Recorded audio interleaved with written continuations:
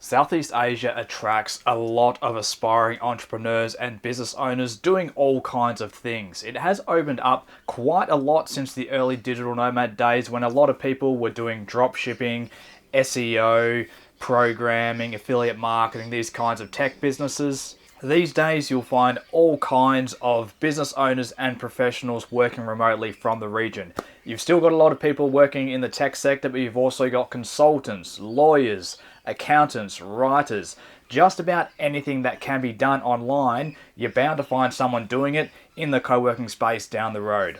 One of the big advantages of being able to run a business remotely, apart from being able to choose your lifestyle, is that you can choose to incorporate where you want to incorporate. You can run your business out of any number of different business jurisdictions around the world. And this allows you in many respects to choose how much tax you would like to pay. In this video, we're going to share with you some of the lowest tax business structures that are available to business operators working out of Asia. We'll also share some of the zero tax structures that are available. We're not getting into personal tax in this video. That's a different kettle of fish altogether. What we're focusing on here is business tax, tax that you will pay at the corporate level. All right, some of the low tax corporate jurisdictions in Asia include Singapore. In Singapore, if you are earning under 200,000 Singapore dollars, you are paying tax at just 8.5%. Above that amount will go up to 17%. A similar situation in Hong Kong. Here, for profits under 2 million Hong Kong dollars, you are paying 8.25%. Above that amount, it'll double to 16.5%. For those that are looking to base themselves in Malaysia and get a work permit while they're at it so that they can live in the country, Labuan is quite popular with our clients. Here there are certain substance requirements that do have to be met, but if you can tick all the boxes, then you will pay just 3% corporate tax. Anything below 10% is pretty good in my opinion. To put that into perspective, in Australia, most businesses, most companies are paying 25% corporate tax. But for people who want to chase this down a little bit more, there are places, there are sort of variations on the companies that we've already spoken about that can allow you to pay no tax at all at the corporate level if it's structured correctly.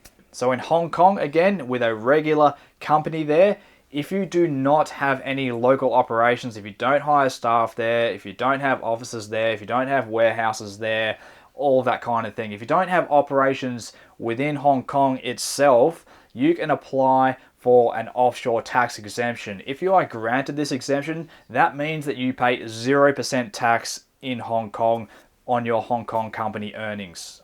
In Malaysia, if you have a Labuan holding company, this will pay 0% tax provided again that you satisfy the substance requirements. The substance requirements on the Labuan holding companies are more relaxed than a general trading company.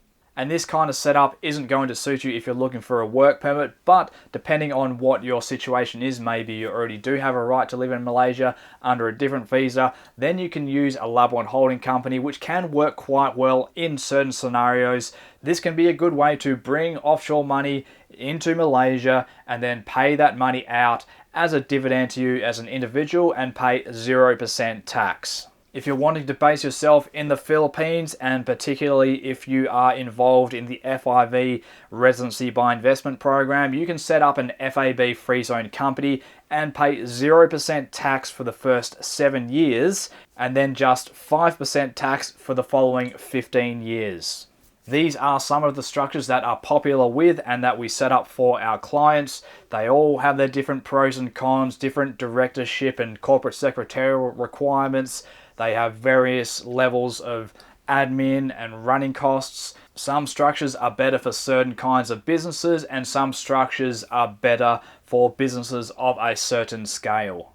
And as I said at the top of the video, this is just looking at tax at the corporate level. There is the other side of the coin, which is tax at the personal level. So then the next thing you have to do is look at where are you living, where are you a tax resident, how is that going to affect the taxation of the company where you are incorporated? Is there going to be issues around running an offshore company from where you live, and will they want to tax it? Is there permanent establishment, as they call it? Are there any rules around being a tax resident of a particular country and owning shares in an offshore corporation? These are all the things that have to be considered to find the overall best corporate setup for your personal circumstances. So what we do with our clients, we have a good look at your situation, your business type, how much money you're making, where you're living, all these kinds of things, and we work out what is the most optimized way to structure your business for your kind of business and the place where you are living. We have a network of accountants and lawyers all throughout Asia and a lot of the rest of the world as well. So if you're interested in looking at tax planning and incorporation and finding the best way to really get the most out of your business dollars and your hard work, head over to offshoreinasia.com and get in touch. Thanks a lot for watching. We'll catch you later.